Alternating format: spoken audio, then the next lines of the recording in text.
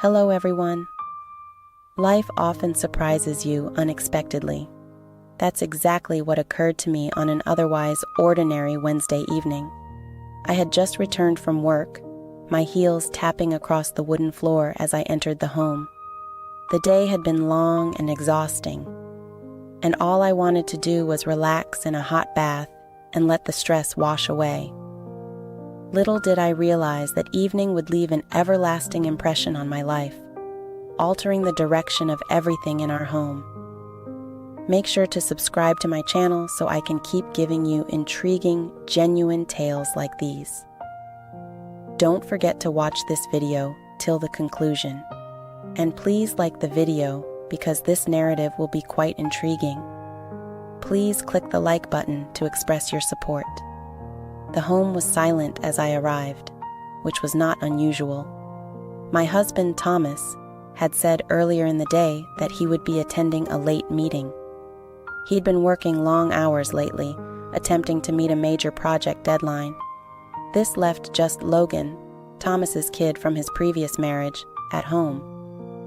Logan, 20, was a shy but charming young guy who rarely created difficulty. He worked part-time at the local hardware shop and spent the majority of his leisure time in his room. Though we were not particularly close, we had a pleasant friendship based on mutual respect. I'd always thought of him as someone who respected his space and solitude, much like his father. I had become accustomed to the tranquility of the house when there were only the two of us. As I placed my suitcase on the kitchen counter and got myself a drink of water, I spotted Logan's pickup parked in the driveway. Odd, I thought. He frequently worked the late shift. I nonchalantly shouted out his name, and my voice echoed around the empty home.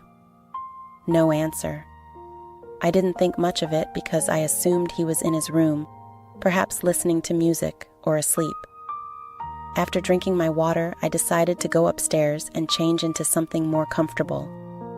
After such a long day, all I wanted to do was rest. As I passed by the bathroom, I noted the faint sound of running water and the slightly open door. This struck me as unusual. Logan was very particular about privacy.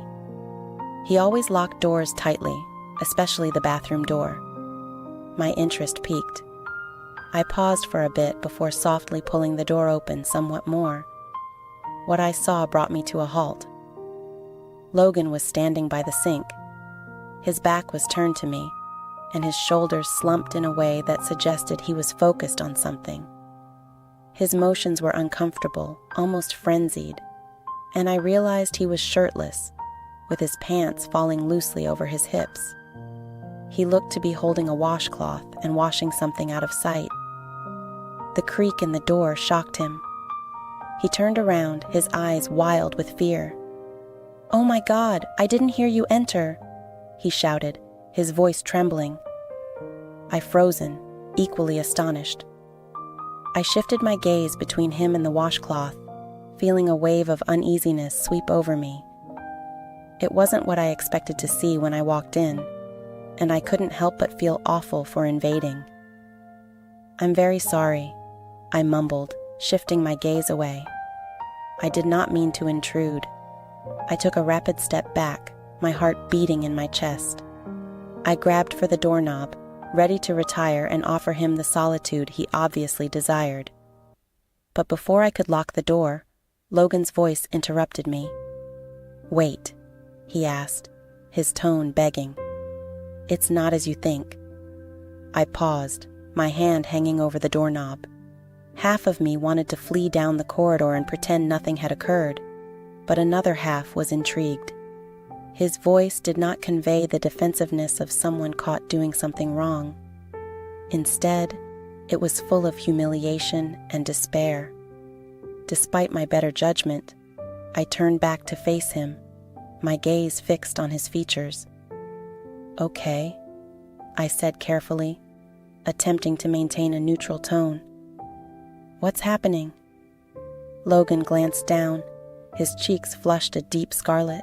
He appeared to be trying for the appropriate words, his hands fumbling with the washcloth. Finally, he let out a long sigh and said, "I just didn't know who else to ask." "What exactly are you asking about?" I pressed lightly. My interest grew despite the unpleasantness of the circumstances. He shuffled uneasily and avoided eye contact.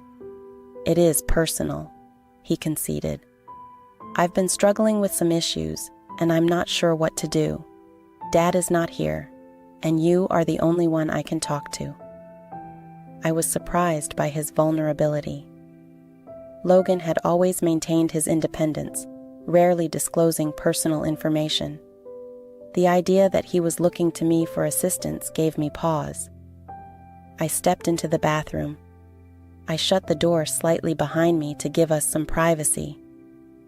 "Okay," I said, keeping my tone neutral. "Why don't you tell me what's happening?" Logan hesitated before trying to explain. At first, his words were hazy as he struggled to convey the agony he was experiencing. I attentively listened, attempting to piece together what he was saying. It quickly became evident that this was a delicate subject, one that he was too embarrassed to address with Dad. As he spoke, I couldn't help but feel a sense of empathy. It's never straightforward to ask for help, especially with something so personal. I could see the strain in his eyes, the internal conflict between wanting to seek help and being terrified of being judged.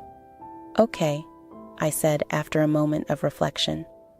"First and foremost, it's excellent that you're paying attention to these details.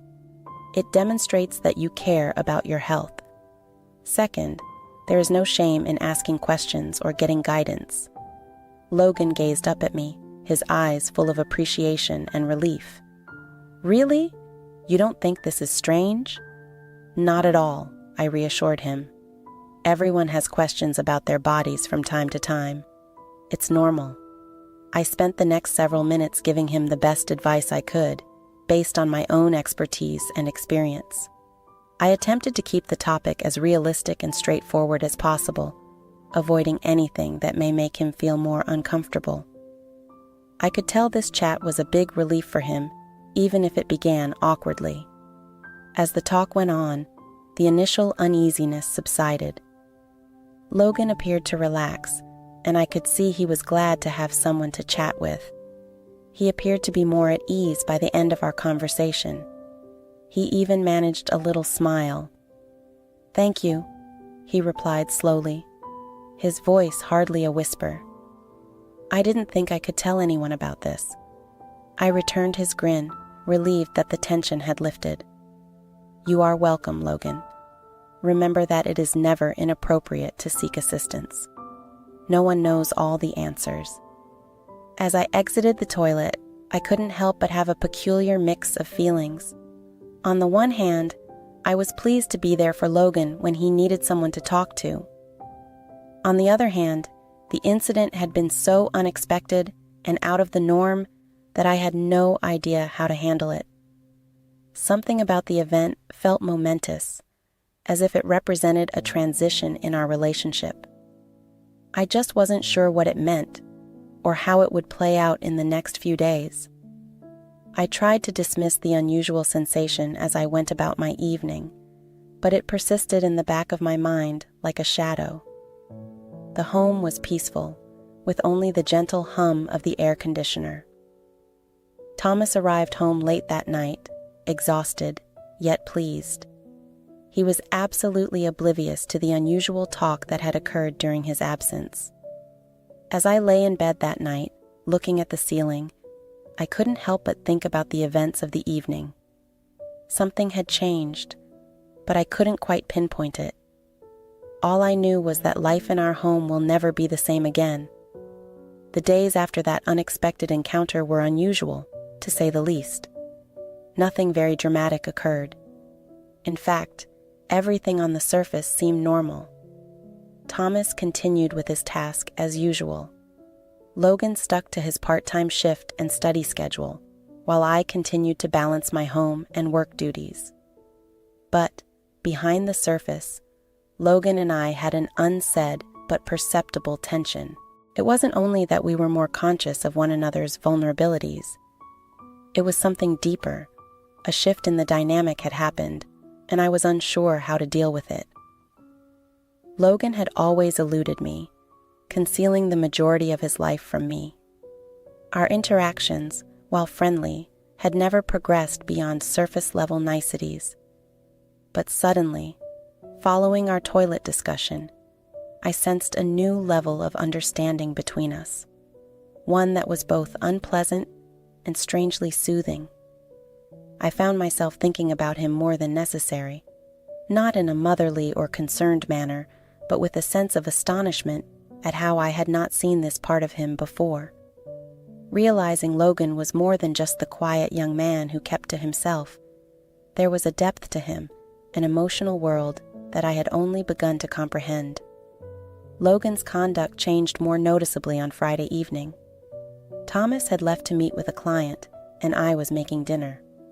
Logan was yet to return from his shift at the hardware shop. I was cutting veggies when I heard his pickup come into the driveway. I froze my knife in midair, pondering how I should welcome him. The discomfort that had settled between us over the previous several days had formed a barrier that I wasn't sure how to break down.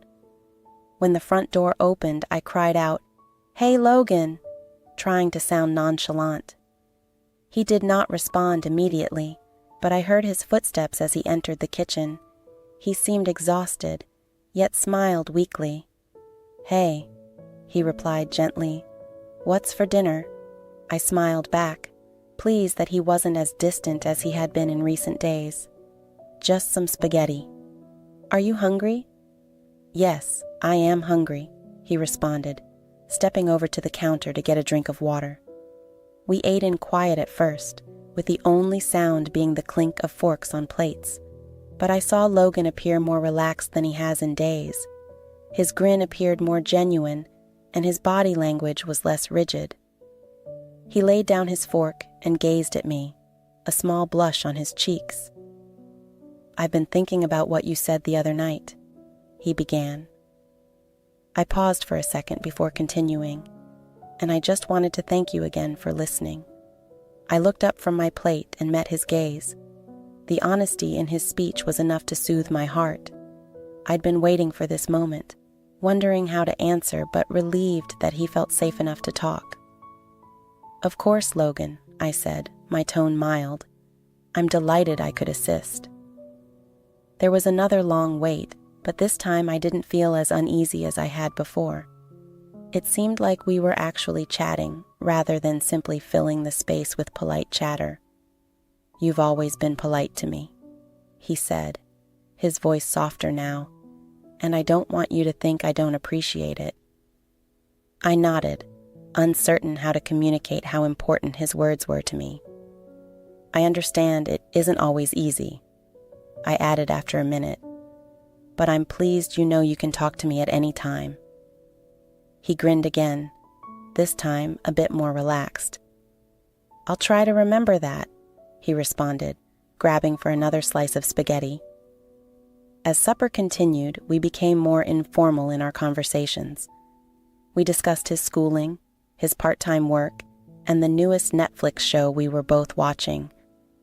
It was a little step forward, but one nonetheless.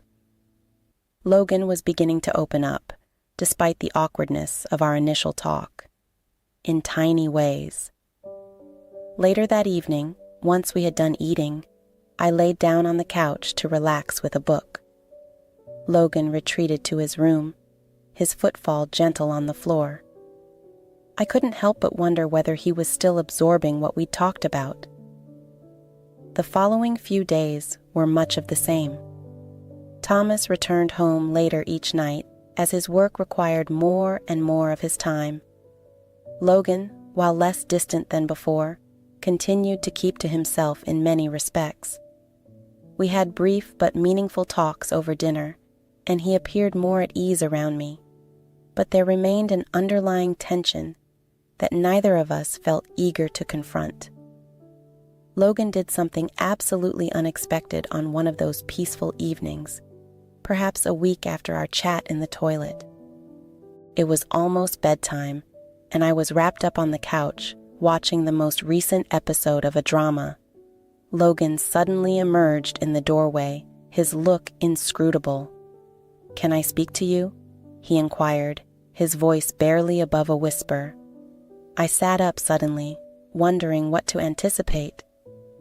"Of course. Come in."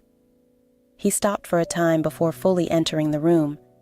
He appeared nervous, his stance tight, as if he didn't know what he was going to say. "What is on your mind?" I inquired softly, hoping to establish a secure environment for him. Logan moved from foot to foot, briefly averting my gaze before replying. "I've been thinking about the things I told you about, and I believe I need to tell Dad.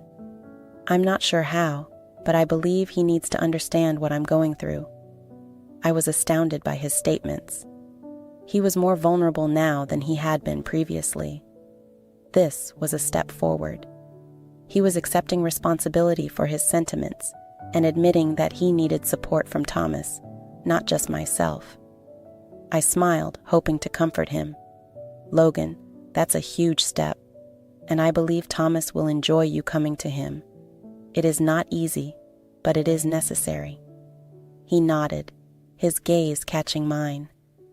There was a glimmer of thankfulness in his eyes, and I could tell that the decision to talk with Thomas was difficult for him, but he had gone a long way. He whispered gently, "I don't want to make things weird between us."